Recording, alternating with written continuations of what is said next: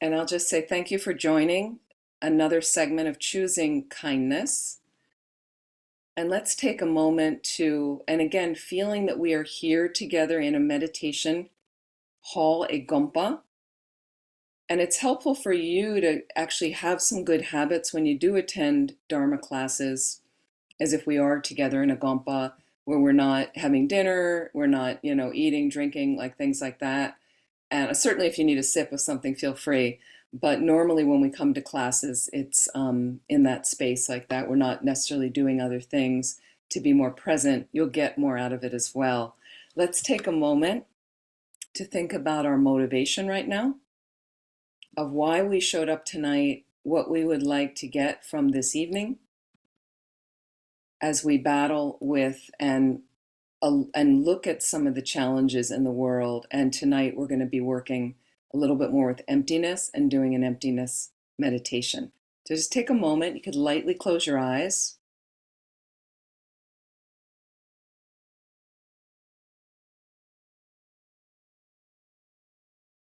Allow yourself a few deep breaths right now.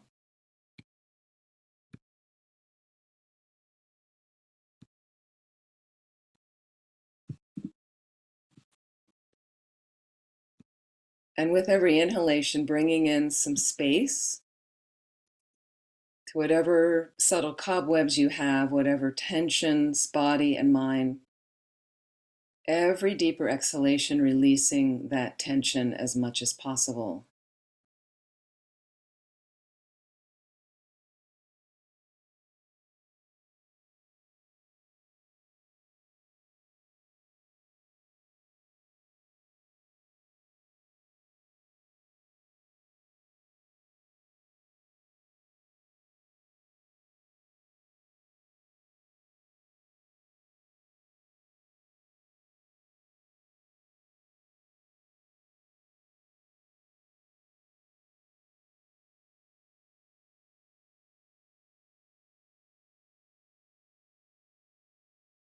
And think about placing the mind in a more positive direction, if you can,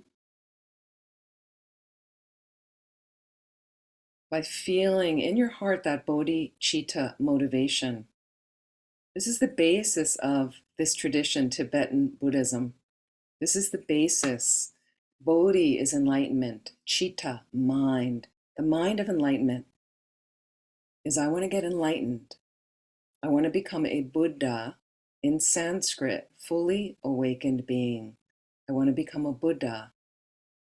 But the real purpose, that's not the goal. The real purpose is to benefit all living beings, to benefit all living beings, to help others as unlimitedly as I can with that full empowerment of a fully omniscient consciousness. That's a Buddha mind. So if you can feel that a bit in your heart,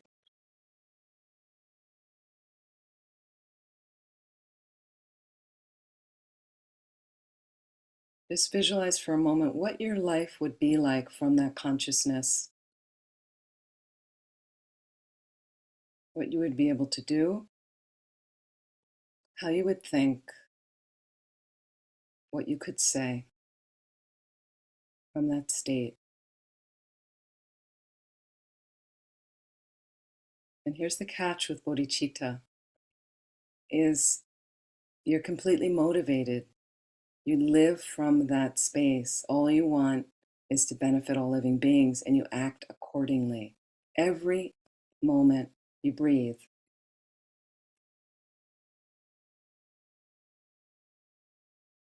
And the byproduct is that's all you want to do, and it brings you incredible bliss and happiness. So we all want to be happy. This is a way you can be ultimately happy. Just feel that in your bones if you can, and take a moment right now to set a positive motivation. And if you'd like to interlace it with bodhicitta, feel free with that concept.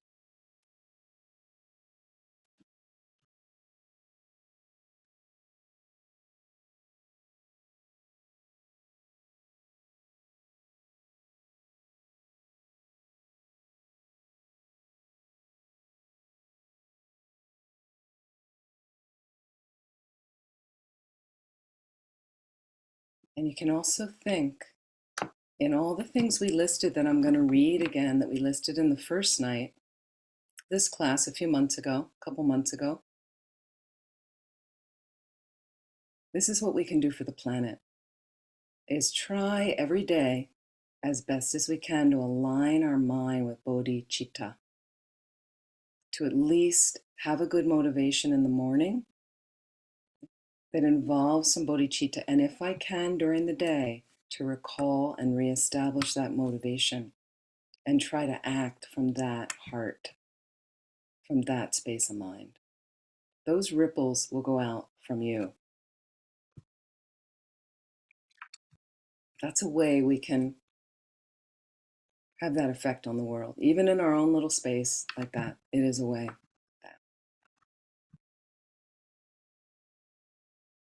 So just imagine how you'd like to manifest in the world for a moment, what it would be like to have that consciousness.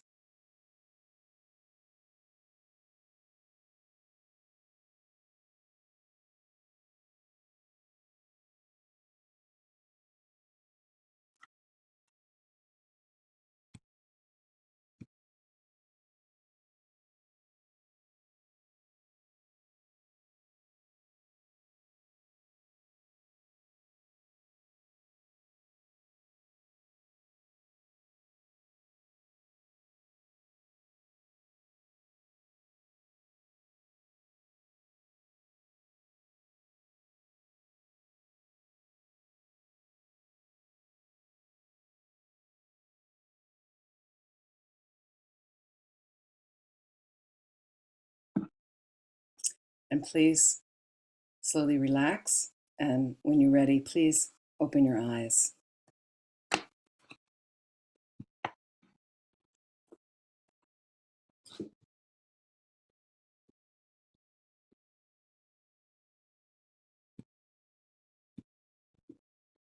So I want to just for a moment go back to our list in the beginning, if you remember. And we're going to continue this conversation about emptiness and what Peggy mentioned, dependent or rising. I want to make sure everybody understands what that means, okay? And I will take some questions later as well. But when we started, July 11th is when we started. And again, this is a drop-in class, so you'll pick up anything from any classes twice a month, second and fourth Mondays, okay? But we had a list I asked people for, what's the problem? What are problems you're going through now? And we had things like violence and global warming, division, violence through politics, gun violence, terrorism, climate change, social awkwardness, coming out of the pandemic and people have different opinions than yours, healthcare, people's rights. You get the idea. Things like this we had talked about. And a couple of the pairs, one of the pairs or one of the lists somebody gave, something called anger and hatred. Okay, anger and hatred. So we know what that is. We know what that is. And it's a blocker on the planet. It's a negative space that a lot of people don't want to be in. And yet a lot of people are in that space right now, as we know. Okay, so what do we do about it? So what we're doing is applying some basic Buddhist principles and some deep Buddhist principles to battle back when we get off balance because of the situation of the world, and then how it affects the people around us, the environment around us. How can I keep myself balanced, positive, okay, and very much focused on helping others and be that example for people, okay, that you don't have to be toppled by these issues. I have to say, a lot of people ask me in the pandemic that we're still going through, how do I deal with it? What's happening? And a lot of times I honestly say one deep experience I've had is, I don't have any realizations, but I'm more convinced of my path than ever. That's one thing I can say. I'm more convinced of my path. And what do I mean by that is look at all the things people are doing to cope. And a lot of them, it's not working. And look at the fragmentation, and I just got, today I got some message from a friend in England who they just changed, just have another government leader, and the Queen just died, and but he's, really not happy with what's happening in England. And a lot of my friends in England, it's, very conservative government. So, he just said it's not going very well here, overall. And, and a lot of people feel that about their countries or their spaces. So again, if this is the situation, and sometimes it goes well, we might label it going well, and we might label it externally not going well. But if you're going well in here, internally, that will have an effect, and you don't have to get so off balance. Okay, so let's talk about what do I actually do? And a couple things I just wanted to read. And we're going to go back also to the Noble Eightfold Path and go into a couple of those examples that relate to wisdom. Wisdom, which we're going to talk about more tonight, emptiness. Okay, the wisdom realizing emptiness. Okay, let me just read a couple things from Brené Brown, if you're familiar. Brené Brown is a sociologist from Texas. She's written a number of books. She's got some TED Talks, some things about that I found that are helpful. And here's another one also I wanted to read from Pema Chodron. Pema Chodron, wonderful, amazing, amazing American nun and author, Tibetan Buddhist tradition, a different tradition than ours, but incredible. Many of you have read her books like Start Where You Are, When Things Fall Apart, The Places That Scare You, some phenomenal books I highly recommend. And she talks about, because one of the things that's related to emptiness that we need as well is compassion. So when things are not happy around me and it starts affecting me, as Maureen was talking about, or I don't feel like I'm responding in the best way, I'm able to look at it, and yet it's not strong enough yet in my mind that I don't have to be reactive negatively. So compassion has a huge part in it as well, but it's hard for us to feel compassion when somebody is disagreeable with us. So this is from Pema Chodron, From the Places That Scare You. I highly recommend that book. It's about mind training lojong. Lojong is the Tibetan word for mind training or transformation. Lo, mind, jong, training. And the Places That Scare You is predominantly around that. And it's a class I'm also teaching Wednesday nights. If you want to jump in, you can register for that. And she says, when we practice generating compassion, we can expect to experience our fear of pain. Okay, because we all have, a lot of people have the fear of pain. And pain can just be like, well, the world sucks right now. That's pain, that's uncomfortable. Talking about discomfort. And we don't want to be uncomfortable, we want to be happy. But this surfaces for ordinary beings constantly. We're always making adjustments. This isn't, I'm not comfortable right now. I need to adjust something. Okay. And she says compassion practice. Well, let me turn that off. Sorry. Compassion practice is daring. Okay. It involves learning to relax and allow ourselves to move gently toward what scares us. In cultivating compassion, we draw from the wholeness of our experience, okay, our suffering, our empathy, as well as the cruelty, the terror that we witness, that we read about, that we see in the news. Okay. And she says it has to be this way. Compassion is not a relationship between the healer and the wounded. It's a relationship between equals. Okay, so only when we know our own darkness, and I'm not fond of the word darkness because it sounds like but I would say that internal mechanism, the process, like knowing yourself so well, you know all the pockets where you hide, and knowing that well, we can be present with that part of somebody else. Okay, so compassion becomes real and here it is again from Kristen Neff's thing, when we recognize our shared humanity, Does that communicate? Is that making sense? Again, we're going in there to the pain, and most of us, nobody wants to go in there. You say that to most people, and they go, "Are you kidding me? Why? Why?" Sometimes I'm leading death and dying retreats, and some of my friends that are not really into the Buddhist path, and they're like, "You're doing what this weekend? What are you doing? Why are you doing that? Like, who wants to talk about that?" And I remember years ago when I was working at Vajrapani Institute, about an hour from here, there was a center, I mentioned this story before, there was a center next door, it's still there, called HeartMath. And they did the effects of, they had scientific proofs of the effects of love on the human being. Okay, well, that sounds pretty good, right? When I got into Buddhism, I thought, well, the first teaching the Buddha would talk about would be kind of love and happiness, right? No, the first thing the Buddha talked about was suffering. And I was dismayed when I heard that. The first noble truth, there is suffering. Suffering exists. So they were charging next door to Vajrapani. This was many years ago. They were charging like $1,200 for a weekend, and people were coming from all over the world. $1,200 for like 2.5 days, and we would see streams of people coming in sometimes. If I happened to come home at that time on a Friday evening, packed. They were just car after car driving in. And then we were having a weekend, the same weekend, $75 for a 2-day weekend on death and dying. And we would have very few people there. And as a joke, somebody said, well, heart math, like, what are they doing? And we're like, well, who wants to hear about death and dying? We can go next door and get love and happiness. Okay, so that's fine. And this is not a judgment of one better than the other, okay? But the thing is, we need to go into those discomfort zones for ourselves. And it's neat how Pema Chodron includes this word daring, because the quote I wanted to read from Brené Brown, and Brené Brown has a book about daring. I can't remember the title of it, but she talks about daring, and she uses this word, excuse my French if this insults anybody, what it is to be a badass.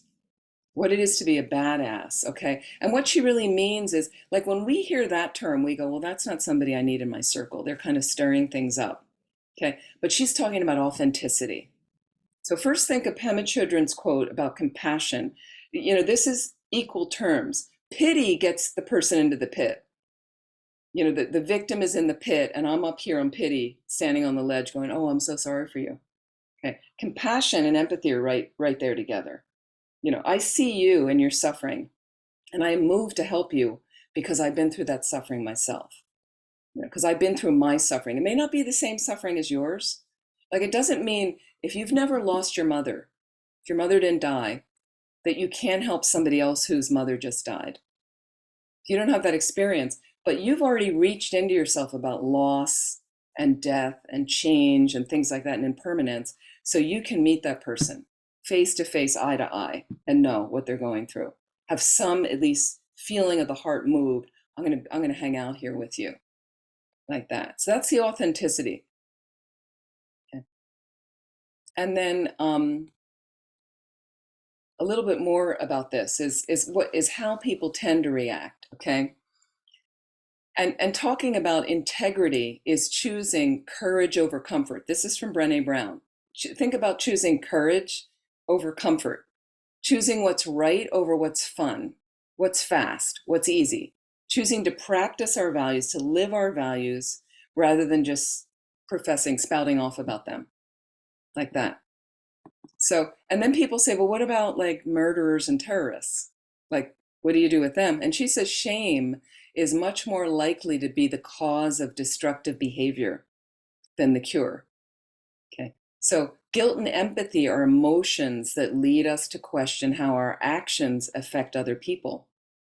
And both of these are severely diminished when you have shame present. So think about you're shaming somebody, or what about shaming yourself?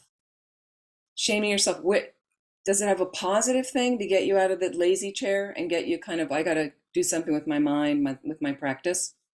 Okay, so again, and to go on a little bit, there's too many people right now, as you know, there are too many people today, okay, who instead of feeling hurt, they're not allowed to feel that, okay, but they're acting out their hurt.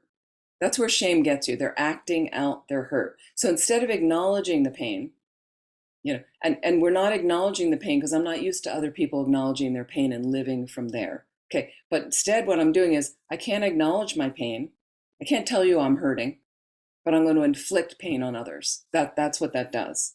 Okay, rather than risking feeling disappointed, I'm going to live kind of disappointed and from a fractured place. Okay, so just think about that terms like with yourself of can you dare to kind of solve your problems from, having to look at that space in yourself when the pain arises. And it can be light pain where oh, I just said something really offhand to somebody, I didn't mean to say it. I will apologize to them tomorrow, but, and you kind of take that to bed with you and you're kind of swimming around. Can I let that go more quickly? Because I'm going to make it right. I will say something to them and then let it go. Let it go. But I'm going to be aware. I'm going to be honest with them. I'm so sorry. I'm not going to make excuses about why that happened. I'm just, as one of my dear friends who lives around the corner from here, years ago, we had a meeting. When I was at Vajrapani, we would meet every single week as a staff, but in the evenings, once a week as well, we met so that the people living on the property that founded the center that had outside jobs would come home and they wanted to know what the staff on site day to day were doing. So it was a way to communicate and bring the two communities together. And it was an incredible way to harmonize. But there were sometimes business meetings and sometimes they were fueled. They were, there was tensions. People didn't want to do the logging here and these people disagreed. And this person didn't feel we needed to hire another cook. And this person, so there were different things we discuss as a community that was staff doing the actual full-time jobs and the founders that were still living on the property wanting. And so at one point I'm the director and there was a decision made and a friend of mine that lives in the community and she works outside, but she's a longtime practitioner and she suddenly really disagreed and she stood up at one of the tables across the dining hall from me and there's only 15, 20 of us. And she started yelling at me, like really had this feeling of she disagreed and whether she didn't feel that I was hearing her, she didn't want the decision to be made. And she started yelling and she's never like that. I was really surprised. I was like, okay, she got my attention. I could see she felt strongly. So I listened. And then right when she finished being a practitioner, she caught her mind, right? She saw what happened. And she right away said, oh, whoa, I'm having a klesha attack. Okay. So klesha is a Sanskrit word for delusion. So she just caught herself. She just owned it and went like, whoa, like from her own mouth. And I love that about her, that she could catch it, yet we kept discussing. We kept discussing. So can we just do that for ourselves of like, wow, I really blew it. And, yesterday I had something that went on about a decision, something going on here at Land of Medicine Buddha. And I realized my truth is I won't be able to participate in that way. Because after I checked all these things for a week and really what do we need to do and what was happening. And then I realized I won't be able to do that of what maybe they thought. And I think it can affect a lot of things. It's very disappointing for people. And I just apologized. And I said, I really soul search. I cannot participate in that way, whatever, somebody else will pick it up. It's okay. And everybody seemed to somehow was very like understanding. And I was kind of worried that they might not understand, but I just said, I'm doing the best I can. And I've checked this out, all these things that went through with professionals and what was best for us to do. And so I think just finding the authentic thing with honest, my limitations and things like that. Can we go there? And so to go on, Brené Brown talks about if you're looking at what she calls badassery, okay, like being a badass, like how can I be honest and authentic? And she says perfection's about the furthest thing in the world from that. Okay, so here, this real person, this real badass, she's saying is, here's what they say. Can we get to this point where here's what someone will say in this authentically owning my pain, okay, which I did with this thing yesterday. Here's one. Our family is really hurting right now, and we could really use your support. Can people just say that rather than posturing, we're fine, oh, you shouldn't be doing that, because my family can't do that, so you shouldn't be doing, how people, and here's another one. A man who tells his son, it's okay to be sad. We all get sad. We just need to talk about it. Or here's a woman that's like, our team dropped the ball. We need to stop blaming each other and have some tough conversations about what happened so we can fix it and move forward. Okay. So very different kind of space like that. Daring is essential to solve the problems in the world that we feel are not working. Poverty, violence, inequality, civil rights being trampled, human rights being trampled, okay, struggling environment.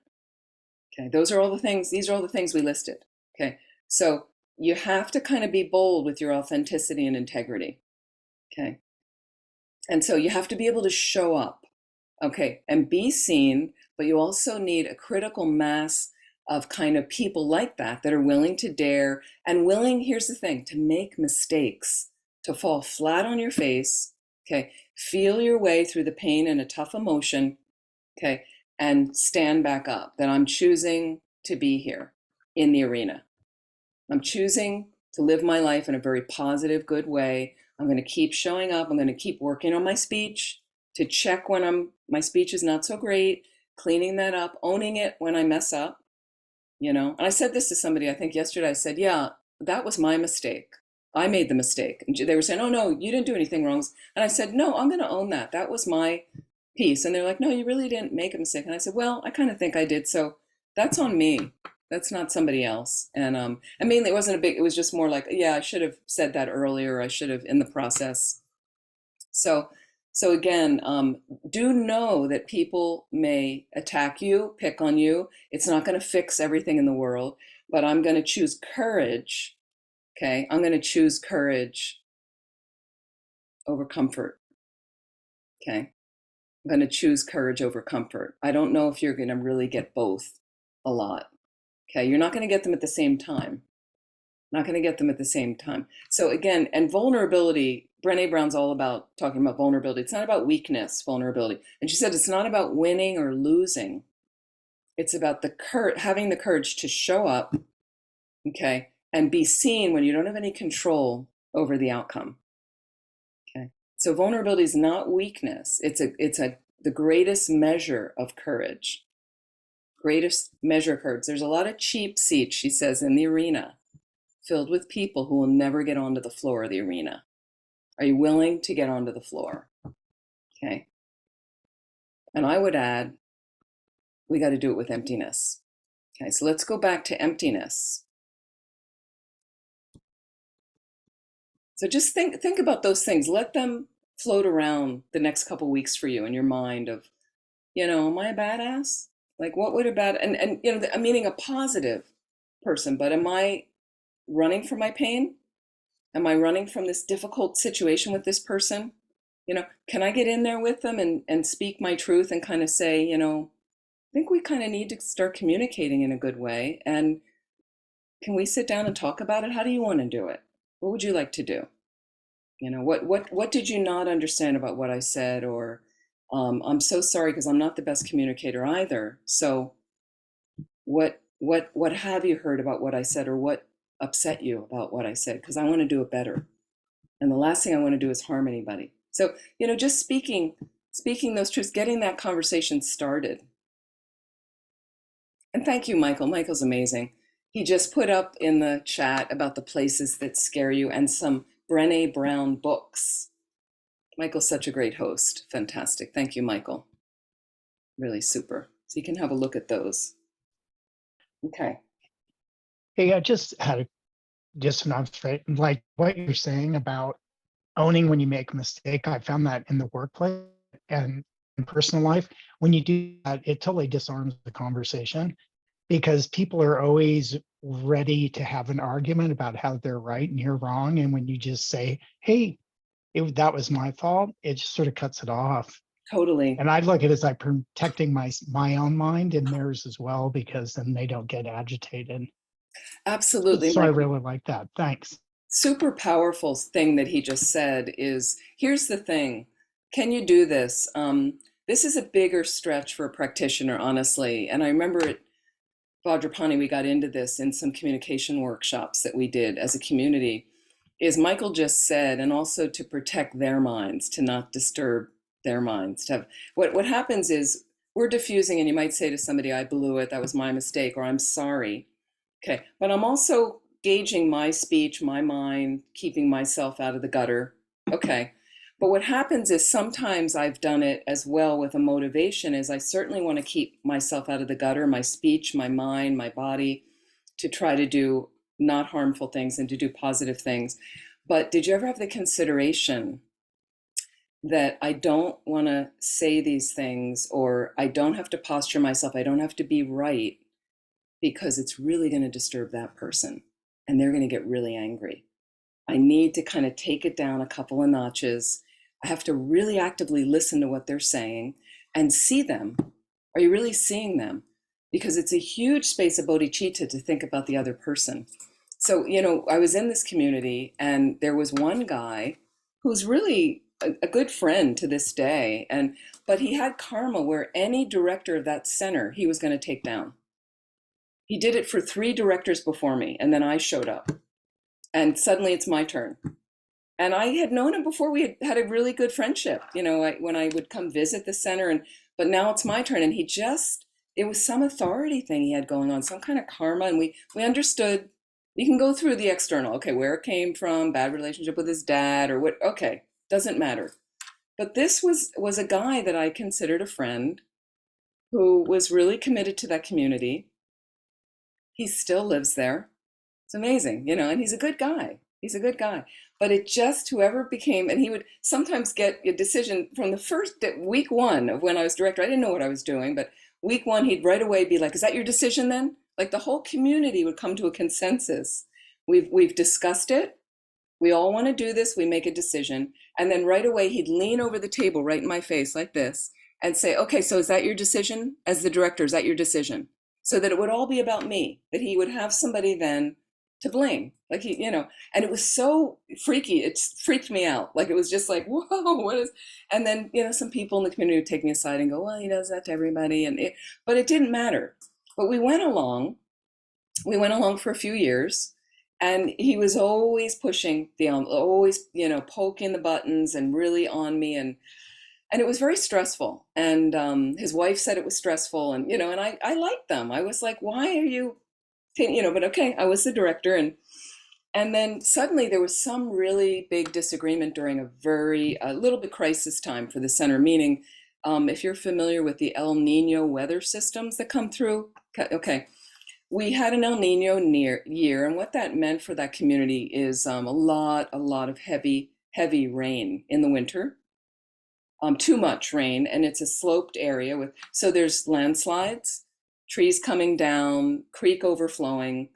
And at one point, one night, very dramatic, I went to sleep, at 1 a.m. I walked up to my cabin, and it's a very big wooded area with redwoods. And I came down the next day and the entire landscape had been transformed from a flood. It was all the drainage pipes were clogged, and it was dramatic, like a river right through the property.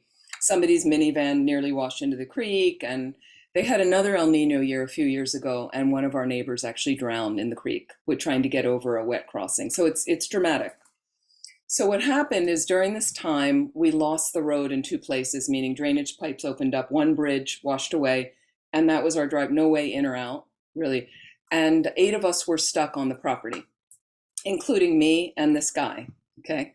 So it was quite like, and we had one piece of land moving equipment that got left there by mistake from a contractor, just temporarily, and he had permission to use it, and it went on from there. So he was using it, but we were all day long, the 8 people outside with shovels, clearing culverts, diverting water, and it was actually helpful. And then he got too tired after a couple of days and nearly tipped the land moving equipment over the mountain. And I was kind of halfway up the hill watching this happen, and I just thought he's going to kill himself. And so somehow we got up there, and the guys came and kind of got him off the tractor, and we were all really tired. And I ended up somehow, he was away from the tractor, and I took the keys to the piece of equipment because I was afraid he was going to harm himself. So of course that didn't work at all for him. Okay. So what happened is suddenly he confronts me in the office later. I want the keys back, like yelling at me, I want the keys. And people go, "Are these Buddhists?" Well, yes, they are. But this is the thing. So please know for yourself, okay? We are human beings. Buddhists happen to be human beings, okay? Now, Buddhists may be on a path to be a Buddha, but it doesn't mean they're Buddhas yet. And in the meantime, we're human beings. And if we're a human being, it means we make mistakes. And it means we suffer from klesha, delusion, imbalances in our mind. That's all, imbalances in our mind. So, first of all of us, the eight of us there, were exhausted because every day from 8 a.m., as soon as the sun was up, we were out there all day in the pouring rain with our Gore-Tex on and our boots with our shovels. It was exhausting. And we worked until the sun went down, which was, I don't know, 6 o'clock, something like that, with one like 1 hour break where we'd heat up for lunch and get some food. And it was very intense for like a week. I think we went through 8 days of that, and then things got a little bit better, and we got you know. So anyway, he was yelling at me in the office, really yelling. He actually grabbed me, and then somebody pulled him away, and all of a sudden I had this thought because I was just saying something over and over. I was worried that you were gonna injure yourself, and I realized that wasn't getting through to him. And then suddenly this little light bulb went off where I went, I gotta take it down a few notches, another tack, because he's getting so angry at me. So if we can just have that view of somebody else, and I'm not any great practitioner, I'm not saying it because of that, but that view of I need to de-escalate this, I need to find a different track out of this, I need to speak more softly, whatever you need to do, think about what they're doing to their minds. Their minds. Like all of a sudden I had this little flash of like, I can't have him angry at me anymore because it's so damaging to him. It didn't matter how it felt to me. It didn't feel good to me, but it was more about what's he doing to his mind at that point. And so a huge space of mind you can exercise or check this week if you're interested. You just make a note.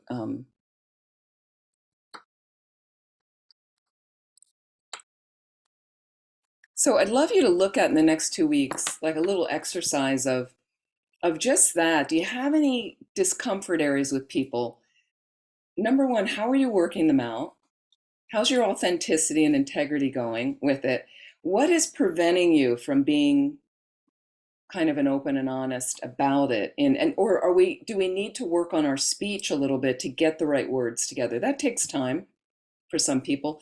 Am I noticing, because I have a very projectile voice, meaning I'm loud, and I have to sometimes really bring the volume down if I'm in a discussion or there's a disagreement, because I realize it projects very loudly, even though I don't have any anger. But sometimes, most of the time, I don't have any anger. But people that come from really quiet households, they get really freaked out. So I've learned that over the years. And when I get excited, I start talking more loudly, not necessarily having an angry charge behind it, but it can definitely be interpreted that way, like that. I'm often misinterpreted a lot like that, and people project much more power onto me at times. It's bizarre.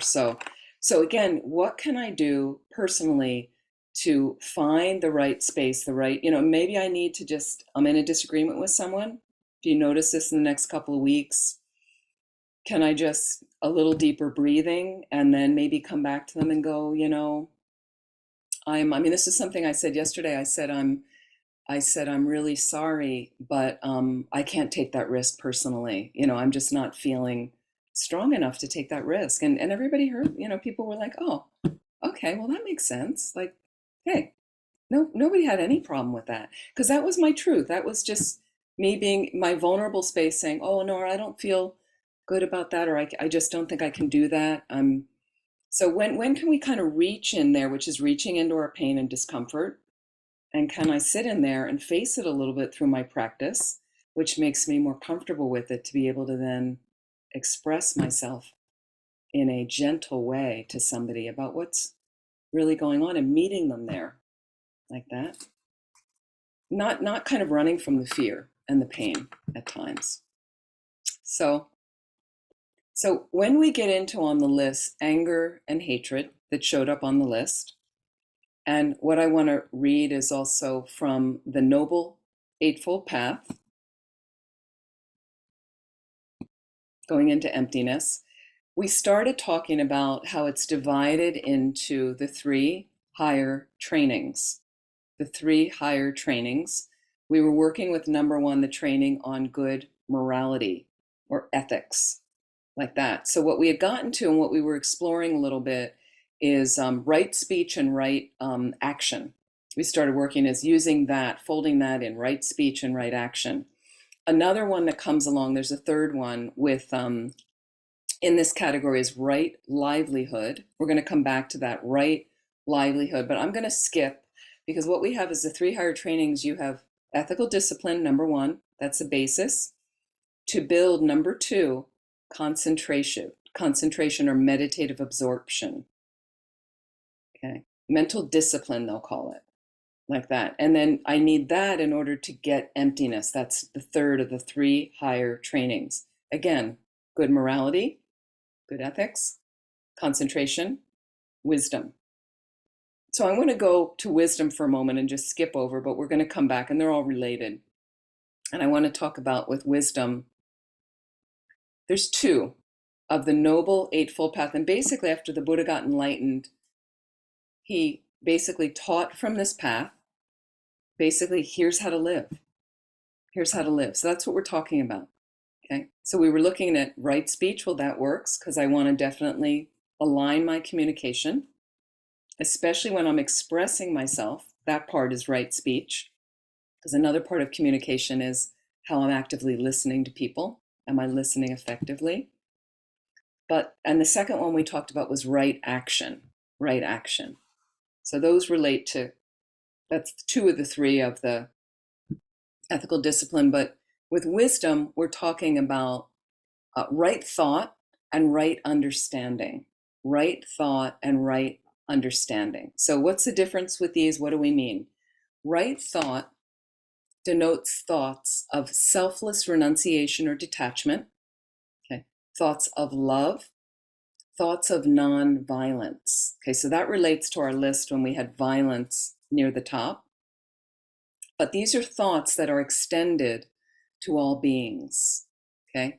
An interesting, important note here, thoughts of selfless detachment, love, non-violence are all grouped on the side of wisdom. Okay, so it shows that true wisdom is endowed with these noble qualities. True wisdom has nonviolence in it. It has loving kindness in it. It has a selfless detachment. Okay, so everything that counters kind of selfish desire, ill will, hatred, things like that, they're a result of a lack of wisdom. Okay. And let me explain a little bit about selfless detachment. Selfless detachment is it's not that I'm just blank and feelingless. It's not like that at all, but it talks about renunciation or detachment. Think about this: renunciation, a selfless renunciation. True renunciation begins when you start to have compassion for yourself, meaning you realize you're suffering.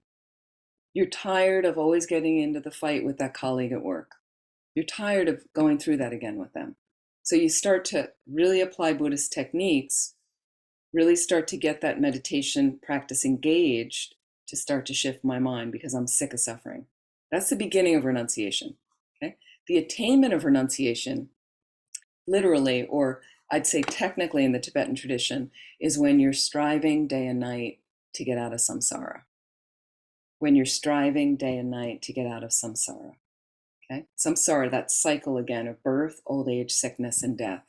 So from there, it's not a cold detachment. It's kind of realizing there's nothing here for me that's going to bring any happiness or going to sort any of the problems in the world. It's not going to get my mind to a buoyant place to sort it. So I can kind of let go. Like people are, oh, you want another ice cream cone? Or do you need this other piece of clothing? Do you want to have another relationship? Do you need a bigger house? Do you need more money or things? And there's a level where I'm practically going along and realizing practically what I do need to support practice, to support a calm, open mind, taking care of my family, let's say. I mean, you have to do the practical things, right? It's not like just leaving my job because, oh, it doesn't matter. It does matter, but I'm not attached to these things in a selfish way that I need. So that's what they're talking about, right? That builds renunciation. Okay, so that's right thought. So have a look at that this week of, when is my mind oriented with the positive thoughts that I'm going to basically find in true wisdom, those are going to manifest more and more when my mind gets oriented with true wisdom, which I think a lot starts to boil and cook from being authentic, being genuine, finding your integrity, like that. Integrity really, I think etymologically, is to become whole, to become whole, to build the whole of. So which whole, WHOLE, are you constructing? Like a whole, when they talk about wholehearted experience, that's the whole I'm interested in, where my whole heart's engaged, not just, well, this little part because these are the people I like. But when can I kind of face the violence, face the murderers, face the terrorists? Not that I'm going to do it in person, but when they show up on the news, then I'm not just going to be full of anger and hatred. Okay, because that just makes this shut down and collapse. Okay, so right thought, here's right understanding of these, the Noble Eightfold Path. Right understanding is the understanding of things as they are, okay? It's the Four Noble Truths that explain things as they really are. There is suffering, that's number one. There's a cause to the suffering, number two. Number three, there's a path, there's an end to the suffering. And number four, there's a path to the end. Those are the Four Noble Truths. So right understanding is ultimately reduced to this understanding of the Four Noble Truths.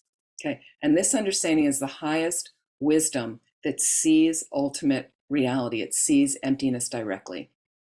Okay, it's related to that. That is the end of the path. That's how you create a cessation of all your mental afflictions, like that, reaching nirvana, liberation, and having that direct perception of emptiness, and then building on it in the path of meditation, where you're soaking, familiarizing your mind with what you saw directly. From that realization, doesn't mean you're a Buddha yet, but you suddenly had a glimpse.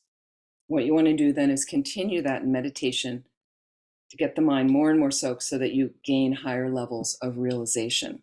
Okay? So in Buddhism, there's what's like two sorts of understanding. Okay? There's generally understanding of knowledge, as we know, where we understand some of the parts of the philosophy and things like that. Intellectual grasping, I would say, of a subject that you're given information about. Okay? And then that's not as deep than that kind of knowledge, but it's important on the path to understand certain things, like anything we learn. Okay? Okay, and then there is the deeper, the penetrative insight. Okay? Seeing a thing in its true nature.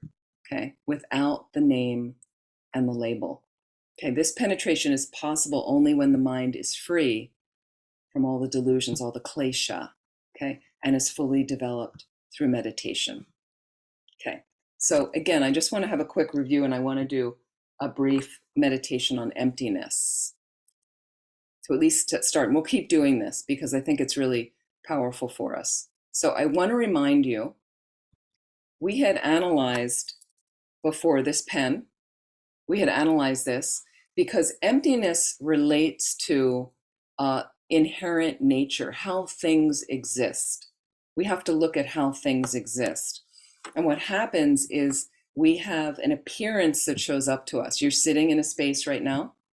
There's an appearance of yourself that you've known since a very, very young age that you've been aware of.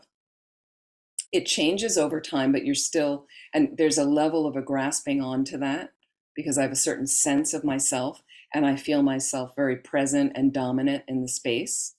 And anything that threatens this or threatens those closest to me, that's going to put me into a space of discomfort, and it can be small discomfort and it can be grave discomfort like that. So what happens is we'd like to cut the discomfort by understanding how I actually really do exist. Okay. And as Peggy said, as a dependent arising, and we'll come back to the pen also in other classes, but dependent arising means that you exist, you arise by depending on other things. So the fact that we're here is you depend, number one, on your body and mind, for starters, on your body and mind. And when you were born, what you feel like, and I'll just, naming a few things, the name Maureen or the name Priscilla or the name Shelley, okay, seems like when somebody says Shelley, or, you're like, hey, that's me. That's me, strong, strong me. When I say Priscilla, it's like, yeah, okay, she's talking about me. I'm Priscilla. And so we have a very big kind of ownership of me and my space. Okay. But Priscilla is a label put on her body and mind. is a label. And the thing is, when Priscilla was born, and I don't know if you were born in a hospital, Priscilla, or at home, or Maureen, or Shelley, or Patrick, any of you, Elaine, is when you're born, when you came out from your mother, okay, if Priscilla inherently existed, everyone around at that birth would right away be like, oh, it's Priscilla. That's how inherent existence works, okay? And I'll give you, here's another thing. This cup is always a cup if it inherently exists. Okay, inherent nature is like frozen in time and space. It has no ability to change. Okay, it doesn't come from other things. It doesn't come from other things. So, but that's what we impute on this is a solidly existing cup there for all time. But it's not, it's changing right this moment. Molecules are moving around. We don't see that because we don't have a heightened consciousness. Buddhas would see it. They'd see molecules moving around. Physicists have some idea of this, not that they see it, but they have some notion of it. In emptiness, we're poking. And the cup is mundane. But here's the problem, as I mentioned before. Here's the problem. It's not just that I see it in a wrong way, in a flawed way. There's an appearance of cup, and it functions like a cup. Like right now, it's got liquid in it. It's got to have an opening like this. I know there's different shaped cups. That's not the point. Okay, but it's got a bottom, it's got to hold liquid. But I have this appearance of a cup, and here's the problem is, first of all, it appears wrong to my consciousness. I don't see that it comes from other materials and metal, and then it's got molecules and all these other things. But then my eye sees it, I impute an inherent nature on it, and then I grasp at it. My cup. That's when I start to suffer. My cup. Now, cup is mundane, okay? But again, if you steal my cup, if you take the phone and break it, if you take this phone and break it, I could get upset. We get upset about stuff like that. We really get upset if you threaten my child, if you break into our house, if you ding my car, if you attack me verbally, physically. We really get upset. How's your mind in those instances? And here's a bigger thing for the world. So the world's having some issues right now. Well, it's always had issues. It's always had issues. We've just got too many people on the planet and we're destroying the planet. And okay, it's getting more intense, but we've always had issues on the planet, right? I mean, you want to go back to the Crusades, you want to go back to the earthquake in Armenia, 20,000 people dying in like an instant, or you can name many, many things, the plague, there are many, many heavy things going on. Okay, so again, I don't want to get toppled because I have to realize there's karmic causes making these things and they're appearing in a certain way to my consciousness. What's the point of getting upset, fearful, toppled when there's all these people to help? So if I can keep myself in this thing of viewing that those things exist depending on other things. Well, the planet, look at that. If you use certain fossil fuels and have pollution and don't take care of certain things and cut down the forests and things, it's a natural course of what's going to happen. We've been talking about this for ages, decades. So it's not a big surprise, is it? We're still not using all electric cars, or we have to figure out where we're going to get the electricity and things, but it's just a natural course of what happens, like that. So rather than getting upset about it, can we kind of say, okay, well, what can I do? My responsibility. First of all, externally, you do what you can do, whether you bring your bags to the grocery store to reuse, whether you drive a more efficient car, okay? Whether you're trying to be kind to people and you learn how to speak more kindly, right? And then I want to do my internal work. I've got to get my mind together. I've got to figure out a basic meditation practice. Start with small increments, little adjustments, and then come to some classes, try to figure it out, read the books you want to read, some study. Okay, so let's try some emptiness meditation.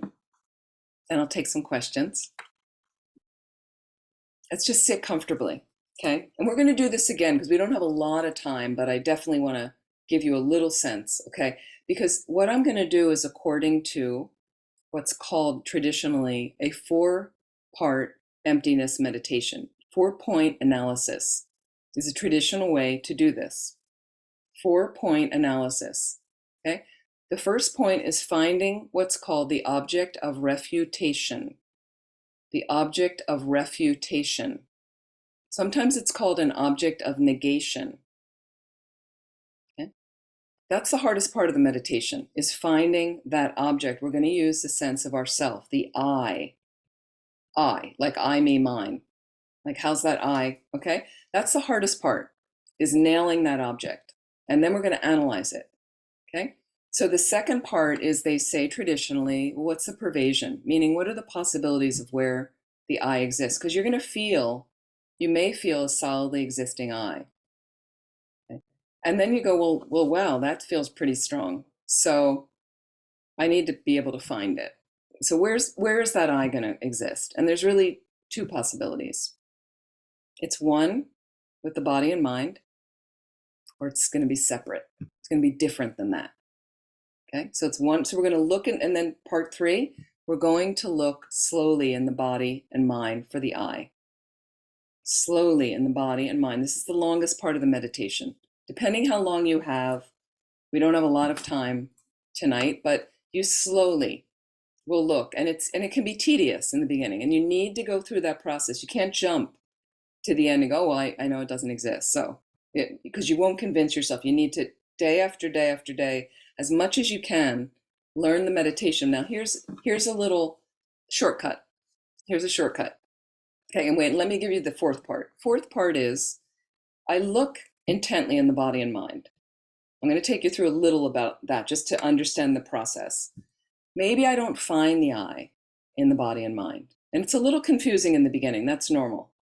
So then I'm going to step out of the body and mind and go, well, it must be separate. It must be external.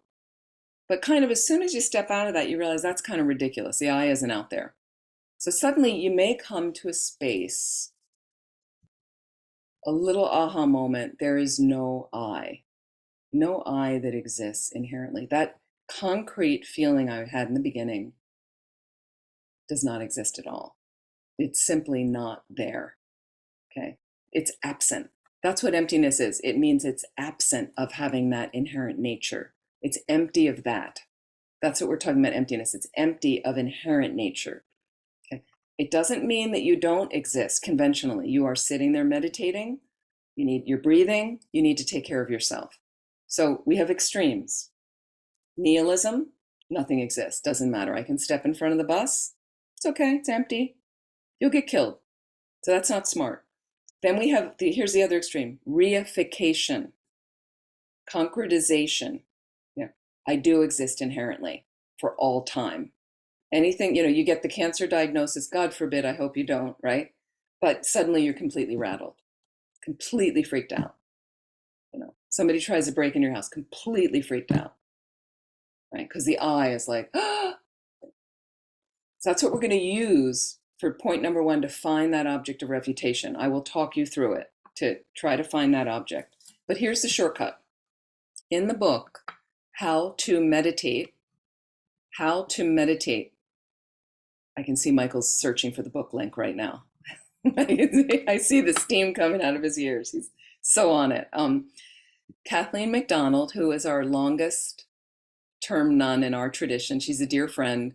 Venerable Sangye Kadro is her ordained name. But I think the book's listed under Kathleen McDonald, is How to Meditate. It's a great meditation book for any level, whether you're advanced, whether you're beginning. I love to refer to it. It's a really nice, easy to follow emptiness meditation in there. I would recommend getting the book. And don't, with emptiness meditation, you don't need to sit there and be some great, Swami that I can meditate with. Open the book and follow along. Read a couple sentences. Deeply, Michael just listed it. Thank you, Michael. Read deeply, go deeply into what couple sentences, take the time, reflect more deeply. That's meditation. Reflect more, stay with it, concentrate on that. Again, bring the mind back again. Bring the mind back again. Then go on to a couple more sentences. Consider. It's really, really useful like that. Really nice emptiness meditation she has in there. And you just soak your mind in that as much as you can. It releases you from fear, anger, hatred, desire. Emptiness is the solution to everything. Okay, the Buddha gave 84,000 discourses. It's a lot of teachings, 84,000 discourses, all for the purpose of getting us to realize emptiness. That's how important it is. Not that they were specifically on emptiness, but everything was gauging. based on different types of disciples to turn people's mind to, at one point, get them to consider looking at emptiness. That's how important it is. That's the end of all your suffering, getting emptiness. So what happens is we hear about it. Why aren't we doing this? This is your freedom. This is your freedom. But I know it takes a lot of effort. But every one of you can do it. Every one of you can do it. Okay, so let's sit comfortably. We're going to try. We're going to try. And you just try your best. You might get confused. It's okay. Just follow along and you do your best.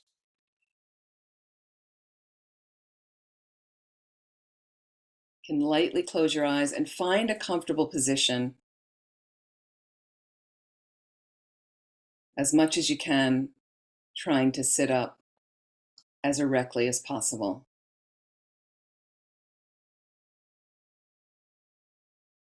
You can lightly close your eyes and first allow yourself to focus on a normal, natural breath.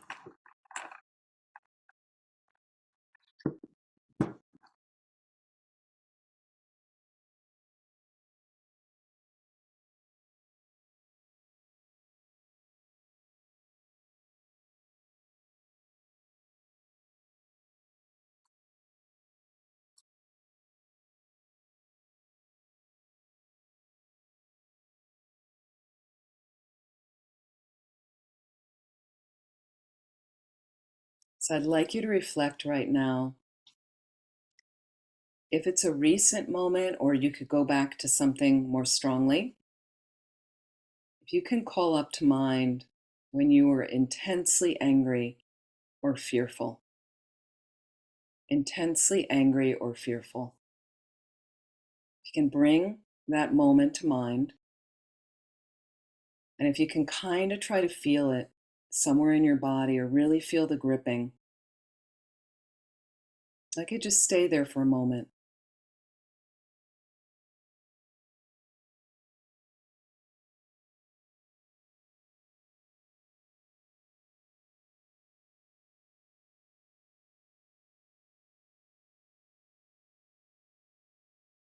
You could even notice an instance of the eight worldly dharma of bad reputation, let's say. People thought something about you, whether it was true or not. Notice the sense of yourself that gets activated. Almost this sense of this I that kind of leaps out of a part of your body. Very threatened, very freaked out. See if you can find that sense of yourself or the I. And I'd like you to hold it there in a corner of your mind as we do this meditation.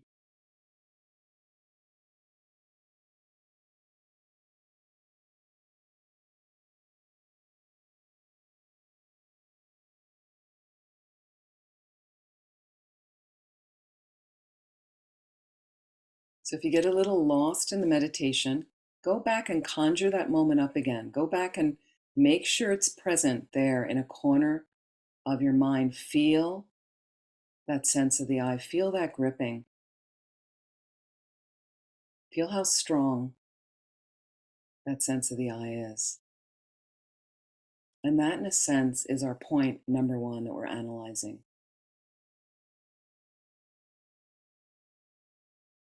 So as best as you can, call that to mind. Let's look at point number two. If you feel that I, if you notice it in a part of your body, let's say,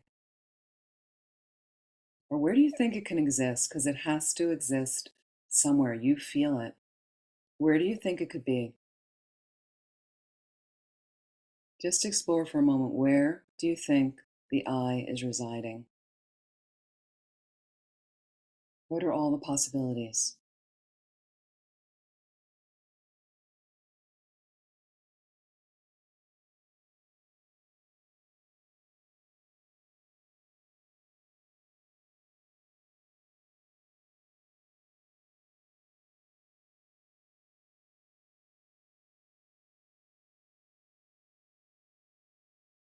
And again, traditionally, we would think it's with the body or mind. It's got to be there. Feels like it's there. And if not, the only other space is separate from that, outside of that. Just consider those options for a moment.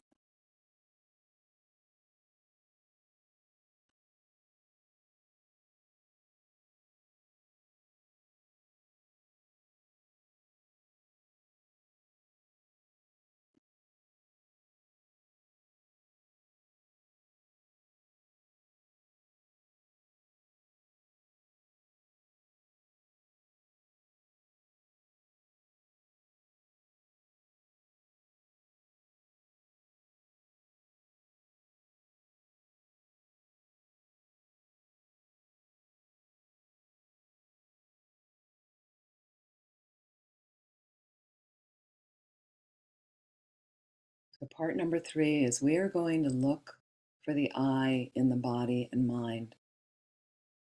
We'll try our best. We're going to look for the I in the body or mind. Let's start with the body.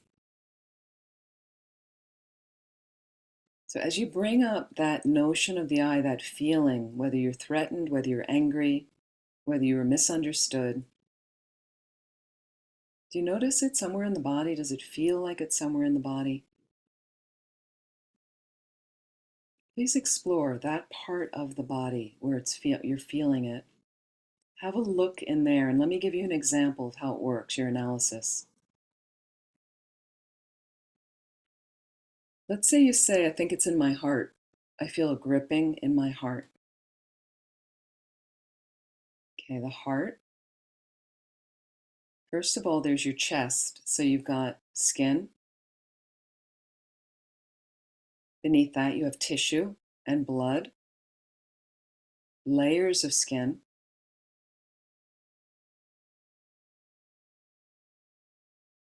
Beneath that, you've got a breastbone, ribs,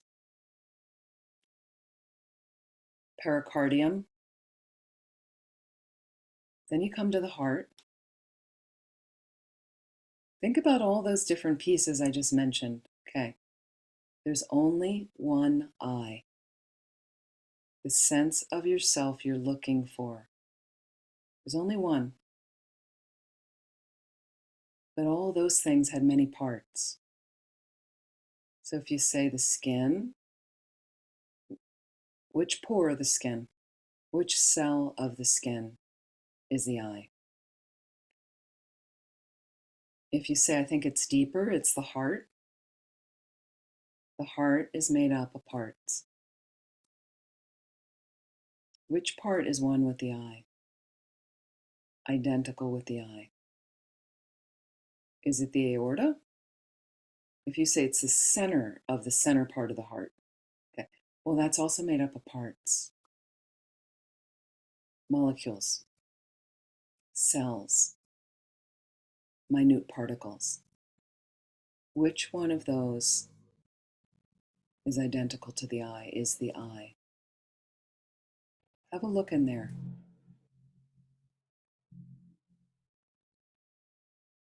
Can you find your I in your heart?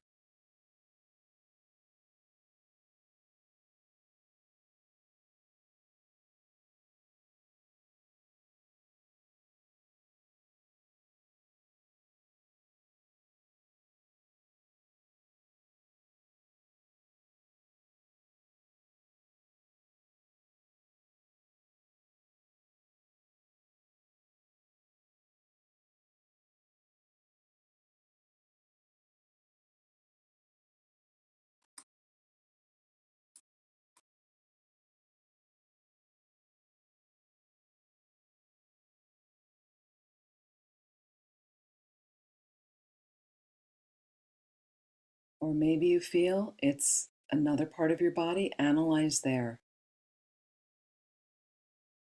Which part of that part of the body is the I?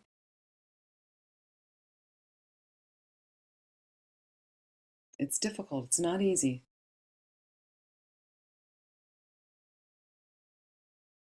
And again, maybe you think the I is in your brain because that does all the thinking.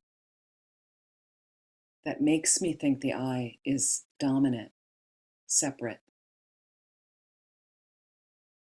So look in the brain. Again, the brain's made up of parts, and there's only one eye. If it's the same as the brain, there'd be many eyes, but there's only one. So is it the cerebrum or the cerebellum? The medulla? Is it the pituitary gland? Or the left side of the brain or the right side of the brain?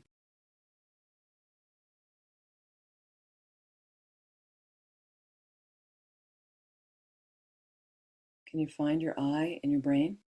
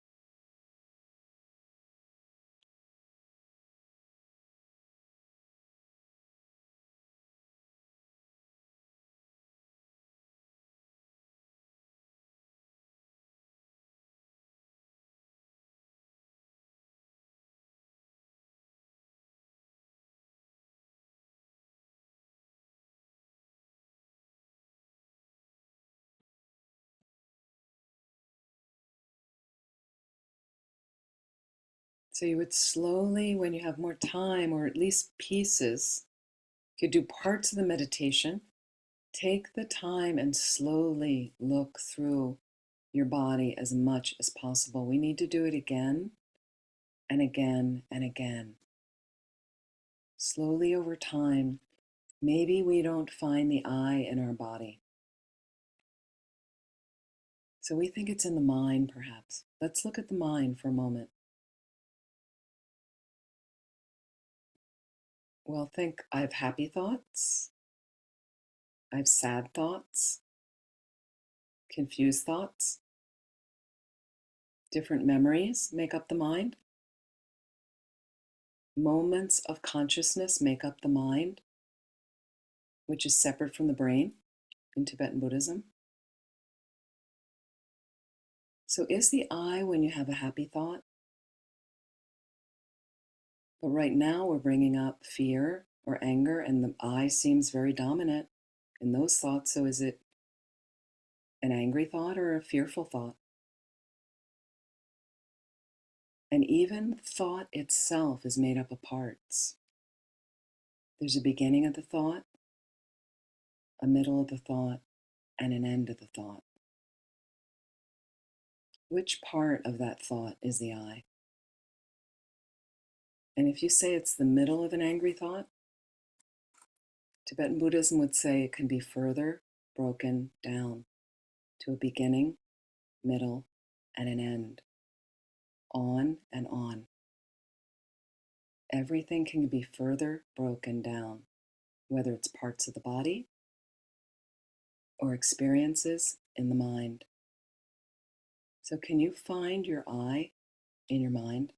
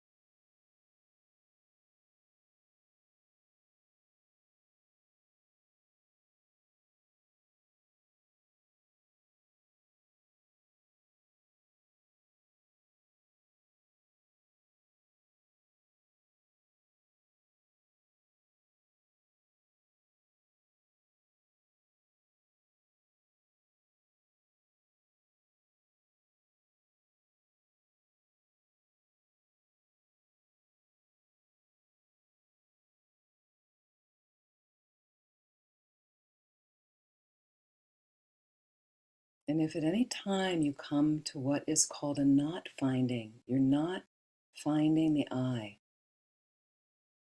it's absent of that, does not exist at all. Focus your concentration there as deeply as you can. Penetrate there until it fades, and then go back and analyze a little bit more quickly. To come back to that deeper aha moment if you find it. Where you realize there is no I there at all.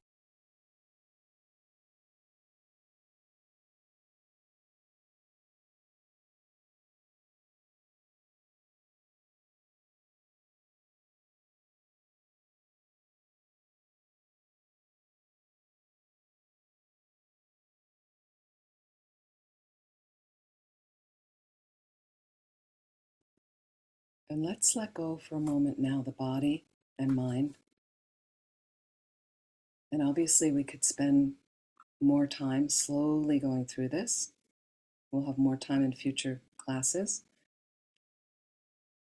The Venerable Sangye Kadro and How to Meditate takes us through this beautiful is just let the body dissolve right now.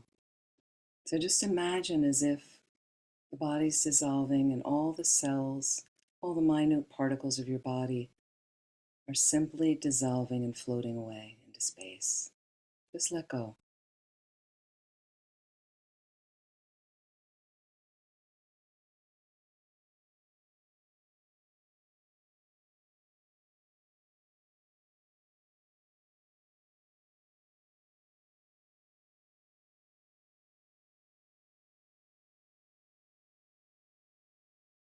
And can you imagine now all of your thoughts, all the mental activity, not physical, but just let it all float away.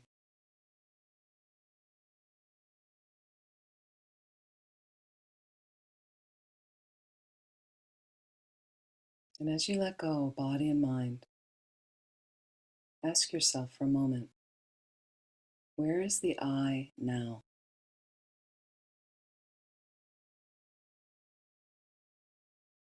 And again, if you come to a not finding, the absence, place your awareness there as deep as you can concentrate.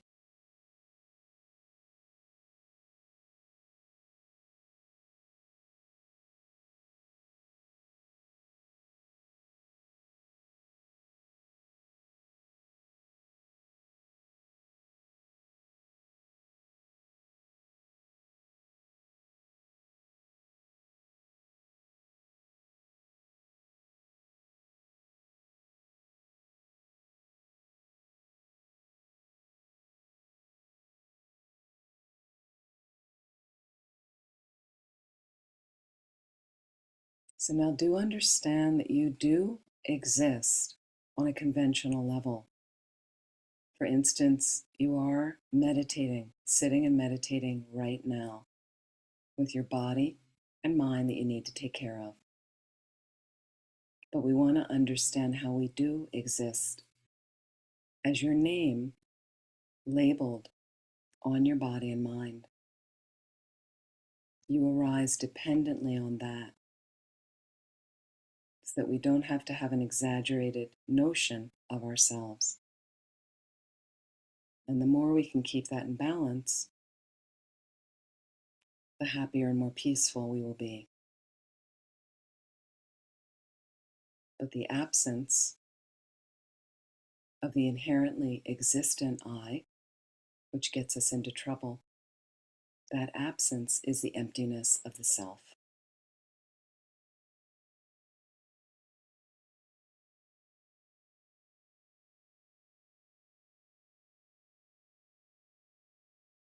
So please relax. And when you're ready, slowly open your eyes.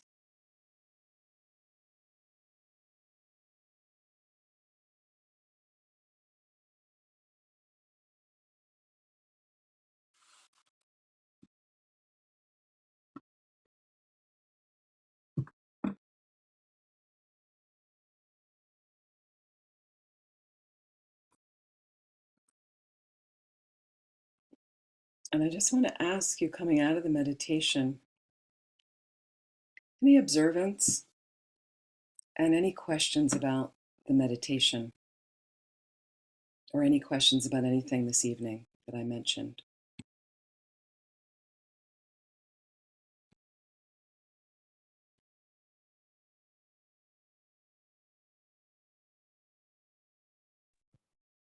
I had this angry moment yesterday. So I had something really fresh with my brother. I love my brother. And I got over the top. I felt like I didn't even, I felt like I was watching myself. Like, what the is going on? It was just crazy. I mean, I had to apologize, and it's like, it just didn't feel like me. So when we talk about the I, and I was looking at that, I, to me, at that moment, it felt like I wasn't even there. I don't know who was there, but it sure the heck didn't feel like me. Mm. It's not my style. Mm-hmm. I would just, I went ballistic on the poor guy. Well, it's also great, Patrick, if first of all your awareness about it and watching it and noticing that we do get some delusions activated that we're really like, who is that person? You know, like I don't even recognize myself, right? So it's really helpful to use that in a sense. But the emptiness meditation is also use that incident with your brother to fuel. I don't know if you could go back in there in your mind and feel a gripping somewhere in your body. You go, oh my God, I'm like, I feel it in my stomach. I feel it in my heart. I feel it, or people get a headache or, something where it's, and use it to then analyze who is that person? How do you think, and then use it because it starts to basically diffuse it, doesn't it? Now, again, this was a short emptiness meditation because what happens is you don't want to skip step number 3. It takes a long time to go through. I was on some retreats and even though I knew the I didn't exist inherently, like I've already passed step 4, but the thing is you have to go through on your own slowly, slowly, slowly, again and again and again to thoroughly exhaust that I've really spent time looking at all these different parts of my body where I think it could be. And you see how it starts diffusing and melting, even that notion you have of, I didn't even know who the guy was. Does that make sense? And the main thing you want to use it for is when you start realizing that I doesn't exist, you're able to catch yourself a little bit more quickly to not get so challenged. And I know you're living with a challenging scene right now, part of it, which is challenging, but you're not as gripped and engaged in the negative delusion arising. Emptiness counters that because you realize more quickly, wow, I'm getting so angry and that I doesn't exist at all. There's no reason I need to engage in it right now. Right? But again, please, these things take time, patience with yourself. And you're supporting a challenging situation. So give yourself a little slack, cut yourself some slack, and do some nice things for yourself too. Thank you. That was very good. Helpful. Priscilla.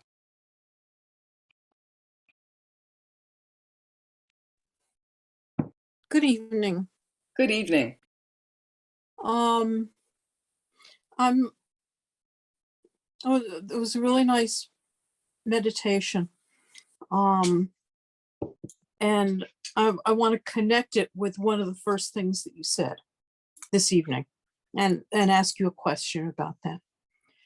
I was talking with somebody, of practitioner, Buddhist practitioner, and this person told me I was a badass. So I got a big chuckle out of that when you said it, because when we had this discussion at my age, that's not part of my vocabulary. I didn't know what it meant. Right. Sure. Well, again, So, there's two kinds of badasses in a sense. I mean, sometimes somebody's inflicting a criticism on you, that it's not good. But the way that Brené Brown's using it is in a positive way, but sometimes it connotes something negative for people like that. no, she was, this was a positive comment. It was like, oh, wow, you're a badass. And so I thought that was kind of funny. That's and cute. and of course it would explain a lot of the trouble I've gotten into over the years. But so, so here's my question in relationship to that and our ending meditation. Who's the badass? Right. That's another question you can ask. And that's another way to analyze with emptiness. You know, you could say, who's meditating? Yeah. You can have a look like, so once you get used to doing emptiness, I just happen to give you the more traditional 4-point analysis I wanted each of you to know, because that is a standard way we meditate. And again, I would advise if it's, because this is hard, so you're not going to remember all the things I mentioned. What I'd love you to do in the next couple weeks is try some emptiness meditation, whether you want to get the book, How to Meditate, but get so familiar with it. And then also what Priscilla is bringing in is you can also start questioning, who's meditating right now? Like, and again, finding that I find that sometimes it could be a little bit more subtle, a little harder for newer people. I find when you bring up the angry or the fearful thing, even in my retreat like a year and a half ago when I was at my parents' house in Pennsylvania, I did a retreat for about 6 weeks. And in the evenings, usually in retreat, I like to meditate on emptiness in the evenings somehow. And what happened is the house is small, but it's in front of a woods, and it's a small woods, but we grew up there all the time in the woods and with forts and everything. But what happens is some of the kids from the high school and things, they didn't really have a place to hang out because the new high school was under construction, and the woods is sparse in the winter, meaning no leaves. So you can see through. The junior high school's on the other side of the woods, and they would hang out on this deck behind the junior high school. And what happened is they started running through the woods, and they suddenly turned up right behind the house where, now I live in a neighborhood with all these houses, but somehow they were there, and I heard these voices, and I was in a session, and it scared me. It really scared me. It was the middle of winter, like who's outside in the middle of winter? And it was just, somehow I had, and it was super powerful for my meditation. Like suddenly I felt this like, woof, like I don't feel that kind of fear normally. And it was just perfect for the meditation. So again, if you get toppled by something in the world, let's use it. And I happen to bring up anger and hatred, but use fear is another big one for people right now. People are afraid, and then from fear, they act out. You get, it's like, do you ever see a chained dog and how they're vicious and they're growling? But if you unchain them and they're loose, often they're not going to attack you. It's just because they're chained and they feel threatened, then they want to attack out. And so people fearful tend to attack other people. I mean, that's all Putin's seen is from his fear and his greed and things like that of not feeling the most important and feeling slighted and all these other things. So use it to fuel. And it was really powerful for my meditation. And subsequent nights, I kept bringing up that thing, even though there was nobody back in the woods after that. It was just that one night.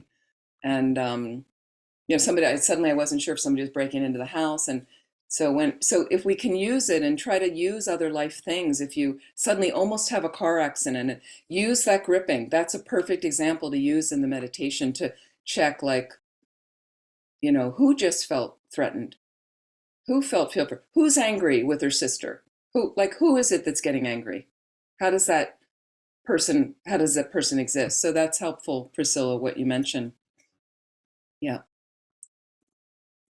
Well, thank you. Let's stop there. And we're going to continue this because it's helpful to do. And we might just try to do this every couple of weeks because we need to soak our minds in this over and over, to do more slowly and really get in. I might read from you from How to Meditate one week and just go through that so you get familiar. But get the book if you like. It's really, really helpful to do over and over, to just keep moving our mind in that space over and over, to think about it. Keep poking things. Now, here's what you do in between meditation. In between formal meditation sessions, you want to try to see everything as a product. See the dependent arising of everything, how everything arises independent. It comes, I mentioned this cup. Come on, we know it comes from other things. There's not just cup here for all time. It's metal, right? And it's got a metal inside, some kind of stainless steel or chrome, the bottom, it's got things printed on the bottom, and all these things, comes from something else. We had analyzed the pen, okay? We had analyzed the pen. It's a product, right? It's a product of the plastic came from something else. The ink comes from something else. All these components came from something else. Look at the components of your phone. It comes from something else. Analyze your car. It all comes from something else. Look at everything as a product. The walls of your house. Look at house. Look at house or apartment structure. Room. Okay. All of that is components. It's all made up of components, right?